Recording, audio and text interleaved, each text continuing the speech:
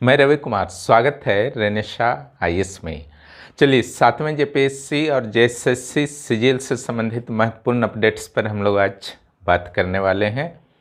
जैसा कि आपको पता है, 7वीं जेपीएससी के प्रीलिम्स का रिजल्ट रिकॉर्ड टाइम में जेपीएससी के द्वारा जारी कर दिया गया है। शायद इतना जल्द और इतना शीघ्र अगर आप भूतकाल में देखें, पहले से छठे जेपीएससी तक में, तो 2 महीने के अंदर पहली बार रिजल्ट को जारी किया गया है। और जैसा कि होता है, रिजल्ट जारी होने के बाद ही विवाद शुरू हो गए हैं। और इस बार जो आपका विवाद आया है वह उन प्रश्नों को लेकर आया है जिसकी चर्चा मैंने पहले ही की थी कि उन प्रश्नों में सुधार होनी चाहिए। हालांकि 3 प्रश्नों पर मुख्य रूप से आपत्ति थे अभ्यर्थियों के, लेकिन उस समय जेपीएससी के द्वारा सिर्फ डोम्बारी बुरू वाला एक जो प्रश्न था उसमें सुधार किया गया था, वो भी गलत था ही, है ना। और कुछ प्रश्नों में मार्क्स दे दिए गए थे सभी को, क्योंकि वे प्रश्न जेपीएससी के द्वारा गलत माने गए थे अथवा एक से अधिक ऑप्शंस थे। लेकिन कुछ अन्य प्रश्न जिस पर भारी विवाद था और उसमें भी सुधार करना चाहिए था जेपीएससी को, लेकिन पता नहीं जेपीएससी ने क्यों नहीं सुधार किया। अब वे प्रश्न ही आपके चले गए हैं हाई कोर्ट, ठीक है। उमेश कुमार वर्मा नामक अभ्यर्थी जो संभवतः कटअफ के काफ़ी नज़दीक होंगे, एक अधिवक्ता हैं चंचल कुमार, उनके माध्यम से उन्होंने हाई कोर्ट में याचिका दायर की है और एक्सपर्ट कमेटी के गठन की मांग की है, ताकि इन प्रश्नों के कौन से सही उत्तर हैं उस पर हाई कोर्ट की निगरानी में एक डिसीजन हो सके, निर्णय हो सके, है ना। क्योंकि जिनका भी 258, 260 मार्क्स है, और अगर वे सारे प्रश्न जिस संदर्भ में दावा किया गया है कि उसका उत्तर जो है जेपीएससी के द्वारा गलत दिया गया है, अगर वे सारे प्रश्न उनके सही हैं और जेपीएससी के द्वारा सही मान लिया जाता अपने आंसर की में, तो उनके रिजल्ट आ सकते थे। उन अभ्यर्थियों को ऐसा प्रतीत होता है, ठीक है। तब यहाँ पर सेट सी के संदर्भ में जानकारी प्राप्त हुई है कि पेपर 1 के 3 प्रश्नों के उत्तर को ही गलत बताया गया है याचिकाकर्ता के द्वारा, है ना, कि जेपीएससी ने उत्तर ही गलत दे दिया। अब पेपर 2 में एक प्रश्न के सारे ऑप्शंस को गलत बताया है ना। तो उस प्रश्न को या तो रद्द करे जेपीएससी सेकेंड पेपर का उस प्रश्न को, या फिर सभी को मार्क्स दे जैसा कि दिया गया था कुछ प्रश्नों में। तो जहाँ तक पहले पेपर का सवाल है, जो 3 प्रश्न हैं, तो उसमें एक आपदा प्रबंधन अधिनियम से रिलेटेड आपके प्रश्न है, जिसका उत्तर जो है अभ्यर्थी के अनुसार 2005 होना चाहिए, जबकि जेपीएससी के द्वारा 2006 आंसर दिया गया है, ठीक है। दूसरा जो प्रश्न है, बाजारीय शक्तियों के द्वारा जब मुद्रा के मूल्य में कमी होती है ना, यानी कि $1 के संदर्भ में कुछ दिया गया था जो प्रश्न, तो सिंपल ये समझिए कि जब बाजारीय शक्ति, 2 शक्तियों के द्वारा मुद्रा के मूल्य में कमी की जा सकती है, उसके वैल्यू को घटाया जा सकता है। इकोनॉमिक्स में आप पढ़ेंगे, मैं जल्द ही पढ़ाने वाला हूँ, इकोनॉमिक्स से स्टार्ट होने वाले हैं। तो वहाँ पर एक तो बाजारीय शक्ति से आपका कंट्रोल होता है, विनिमय दर मुद्रा का $+ प्लस रुपया, है ना। आज मान लीजिए कि $1 का 80 रुपया है, 1 महीना बाद $1 का 81 रुपया हो जाता है, तो मुद्रा के मूल्य में, हमारे रुपये के मूल्य में कमी आई, है ना। और दूसरा, अगर 1 महीने बाद 75 रुपया हो जाता है, तो हमारा मुद्रा जो है रुपया, वो डॉलर के अपेक्षा मजबूत हुआ। क्लियर। अब यहाँ ये जो होता है 81 या 75, मैंने बताया 80 के अपेक्षा, जो भी चेंजिंग आते हैं 2 मुद्रा, विश्व के किसी भी 2 देश के 2 मुद्राओं के बीच में, वो 2 तरीके से आ सकते हैं। पहला जो तरीका है सिंपल है कि बाजार जो है खुद ब खुद निर्धारण कर रहा है। इट मीन्स अगर डॉलर का ज़्यादा डिमांड है इंटरनेशनल मार्केट में, तो डॉलर मजबूत बना रहेगा और मजबूत होता जाएगा। लेकिन रुपये का डिमांड अगर बढ़ जाता है, भारत की अर्थव्यवस्था काफ़ी मजबूत हो जाती है, रुपये का डिमांड बढ़ जाता है, सारे देश रुपये में पेमेंट करना स्वीकृति प्रदान करने लगते हैं, रुपये पर विश्वास बन जाता है। इस स्थिति में रुपया मजबूत होने लगता है, और ये अगर खुद ब खुद, इट मीन्स बाजारीय शक्तियों के द्वारा होता है, इसे मूल्यह्रास कहा जाता है, इसमें कोई विवाद ही नहीं है। लेकिन जेपीएससी को अभ्यर्थियों ने पर्याप्त साक्ष्य के साथ इस आंसर को सुधारने को कहा, लेकिन जेपीएससी ने नहीं सुधारा और उसने उत्तर अवमूल्यन को ही माना। अब जिसका अवमूल्यन के कारण आंसर सही हुआ और वे रिजल्ट को क्लियर कर गए इसी क्वेश्चन के कारण, मान लीजिए, तो उनके लिए प्लस पॉइंट हुआ, जबकि उनका उत्तर गलत था। जिनका आपका मूल्यह्रास उन्होंने लिखा था वो तो सही पढ़ के गए थे, लेकिन 2 मार्क्स से अगर वो मिस कर गए तो उनका तो रिजल्ट इसी क्वेश्चन के कारण उनको फील हो रहा होगा कि हमारा गड़बड़ हो गया रिजल्ट। ठीक है, तो एक तो ये प्रश्न था। दूसरा आपका बताया ही मैंने, है ना, 2005-2006 आपदा प्रबंधन प्राधिकरण अधिनियम क्या प्रश्न था। और एक आपका जो तीसरा प्रश्न पर पेपर 1 में उन्होंने आपत्ति दर्ज की है वह है प्रांतीय स्वायत्तता।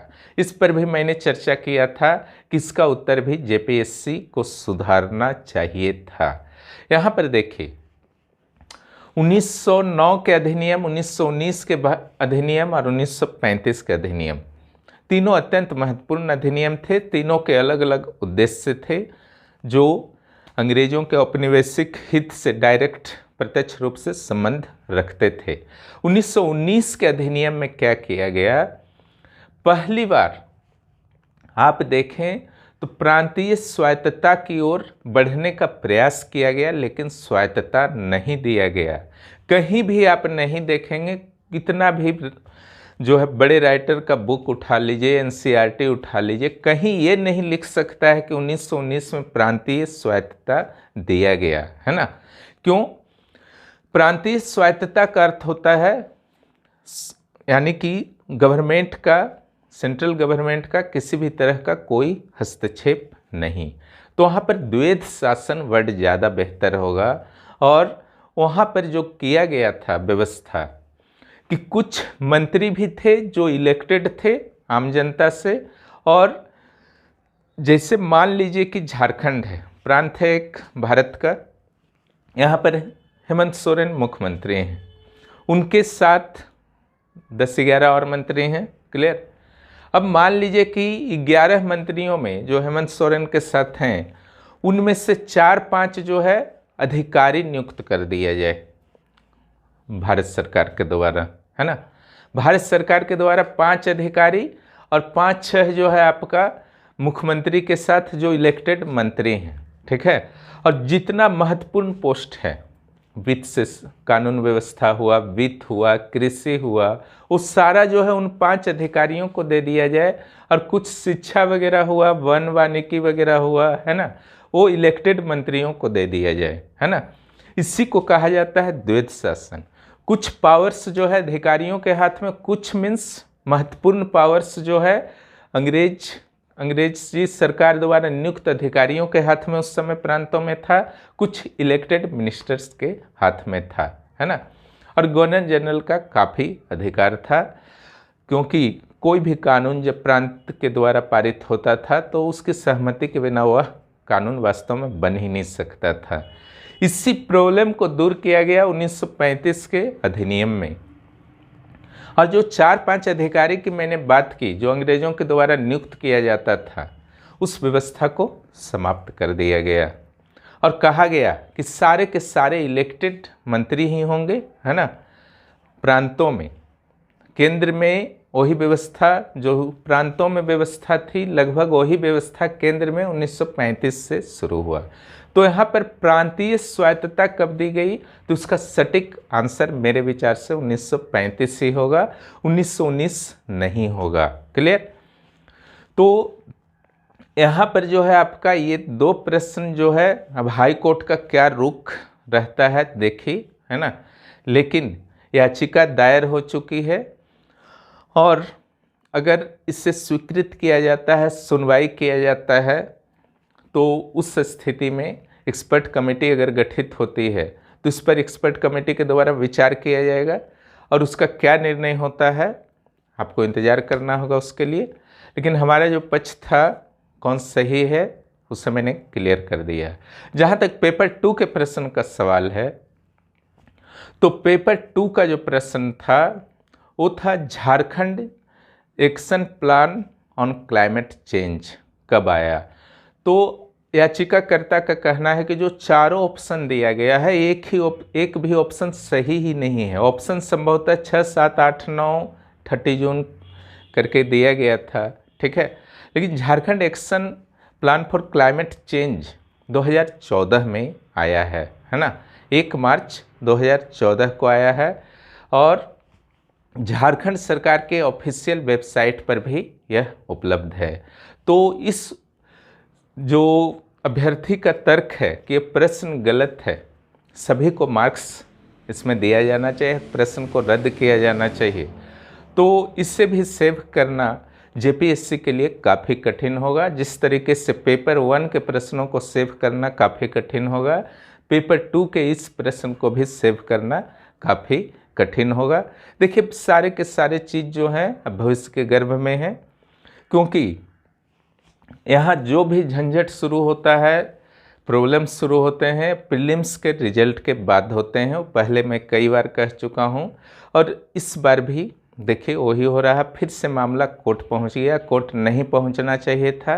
हालांकि 2 महीने बचे हुए हैं आपके मुख्य परीक्षा में। मुख्य परीक्षा के अच्छे तरह से जो भी सफल कैंडिडेट्स हैं मुख्य परीक्षा की तैयारी करते रहिए, क्योंकि जो सफल कैंडिडेट प्रीलिम्स में आपके हो जाते हैं तो एक बार चौथी जेपीएससी में ही कुछ कैंडिडेट्स को बाहर किया गया था। उसके अलावा कोई भी उदाहरण आज तक नहीं है जिसमें सफल कैंडिडेट्स को मुख्य परीक्षा देने से वंचित किया गया है। इसलिए जो भी आंदोलन से संबंधित घटनाएं चल रही हैं, कोर्ट से संबंधित घटनाएं चल रही हैं, सारे से लड़ करके ही आपको आगे की ओर तैयारी करके बढ़ना है। रुकेंगे तो आपको नुकसान होगा, नहीं रुकेंगे तो आपको लाभ होगा, है ना। इसलिए फिलहाल जिनका नहीं हुआ है वे भी पीटी या मेंस में काफ़ी दिन हो चुके हैं रिजल्ट आए हुए, अब उसी के शोक में रहना कहीं से उचित नहीं है। पीटी मेंस जेएसएससी सीजीएल जहाँ से आप एक स्टार्ट देना चाहते हैं, एक स्टार्टअप टाइप का समझ लीजिए, क्योंकि जब आप पढ़ने वाले कैंडिडेट हैं, नहीं पढ़ेंगे तो आप जो है परेशान रहिएगा। दिन दिन भर अलग अलग यूट्यूब चैनल देखिएगा, कौन बोला क्या कैंसिल हो जाएगा, तरह तरह का एक जो आपका दिमाग में हड़बड़ी रहेगा और हर दिन आप एक एक दिन बर्बाद करते करते महीना बर्बाद हो जाएगा, फिर और भी आगे चलता जाएगा। इसलिए एक स्टार्टअप दीजिए, या तो 11वां जेपीएससी में इन कर जाइए या फिर जेएसएससी सीजीएल की तैयारी शुरू कर दीजिए, या जेपीएससी मेंस की कर रहे हैं उसी को करते रहिए, है ना। पढ़ाई जब आपका स्टार्ट हो जाएगा फिर आपको मन लगने लगेगा। घटनाओं से आप बच नहीं सकते हैं, है ना। घटनाओं पर दृष्टि बनाए रखिए, लेकिन उन घटनाओं को अपने ऊपर हावी मत होने दीजिए, है ना।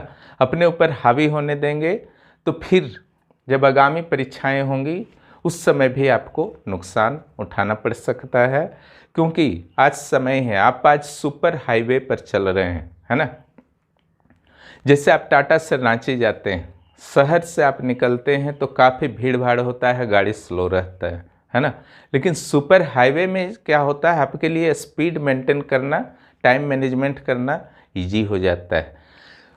लेकिन फिर शहर इन कीजिएगा, रांची शहर, तो फिर स्लो हो जाएगा आपका गाड़ी।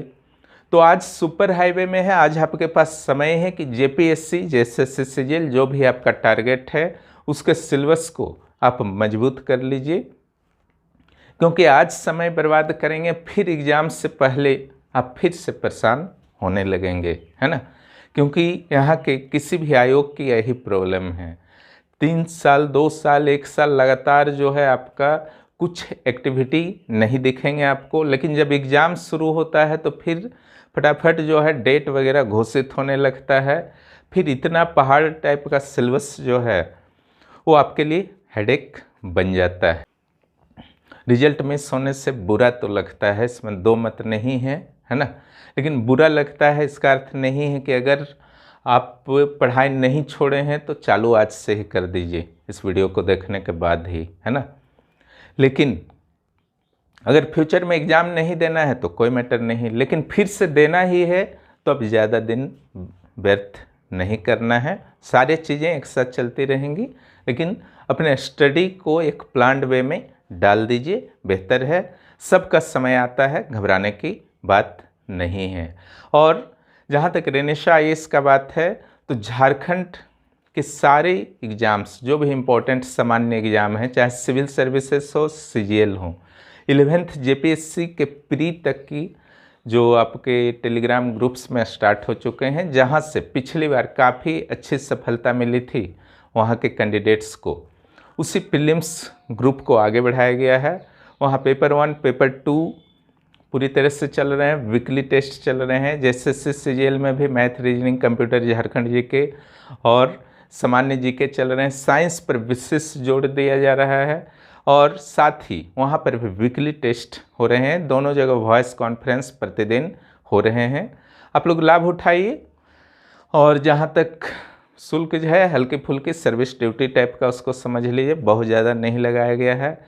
मुख्य परीक्षा तीव्र गति से जो सिलेबस को फिनिश कराया जा रहा है और कंप्लीट फिनिश कराया जा रहा है। इट मीन्स जहाँ से आपका प्रश्न बनता है एक स्ट्रेटजी के तहत कराया जा रहा है, उसका भी आपको लाभ उठाना है। तो आप 9661163344 पर मैसेज कर सकते हैं और वहाँ पर जो है बहुत अच्छे कैंडिडेट्स के साथ भी आप जुड़ेंगे।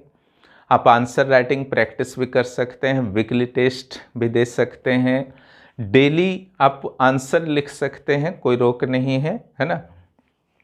इसके अलावा कोई भी कन्फ्यूजन होता है 24 घंटे आप ग्रुप में मुझे पर्सनली मैसेज कर सकते हैं। यथाशीघ्र उस कन्फ्यूजन को क्लियर करने का प्रयास किया जाता है। ठीक है, अब आते हैं हम लोग JSSC CGL और JSSC के अन्य एग्जाम। जो 6 एग्जाम आपको पता है कि विज्ञापन वापस ले लिए गए थे, पंचायत सचिव अभी बचा हुआ है, लेकिन बाकी जैसे JSSC CGL प्लस कई और एग्जाम वापस ले लिए गए थे। तो JSSC CGL के स्पेशल संदर्भ में मैं यही कहना चाहता हूँ कि प्रक्रिया जो थी, या तो फिर इसी को पुराने वाले वैकेंसी को ही आगे बढ़ाया जाता है, लेकिन चूंकि कुछ हिंदी इंग्लिश वगैरह हटाया गया था, संस्कृत, इसके कारण संभवतः वापस लिया गया है। अब वापस लिया गया है तो फिर से वैकेंसी आएगा।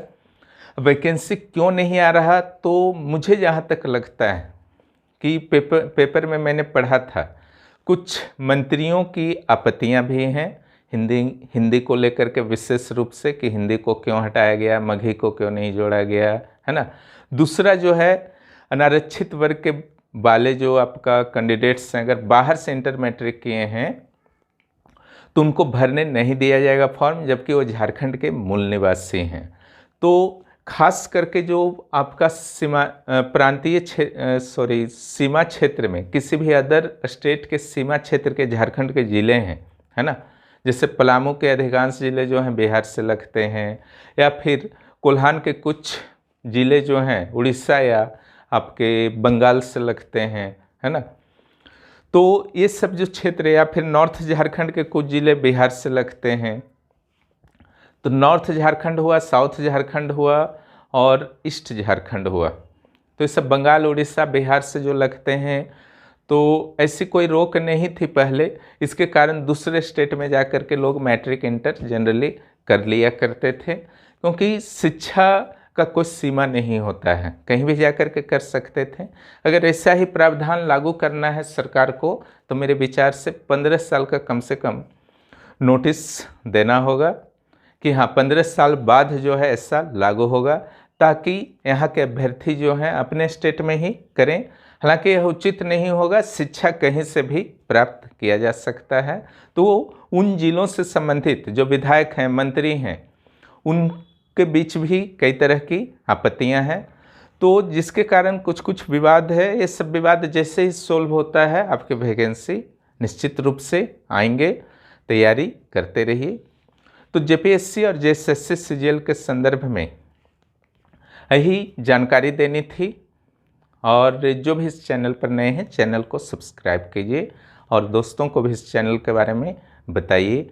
और जो भी मुझसे पर्सनल गाइडेंस चाहते हैं, मुझे व्हाट्सएप नंबर 9661163344 पर मैसेज कर सकते हैं। वीडियो देखने के लिए बहुत बहुत धन्यवाद। फिर मिलते हैं अगले वीडियो में।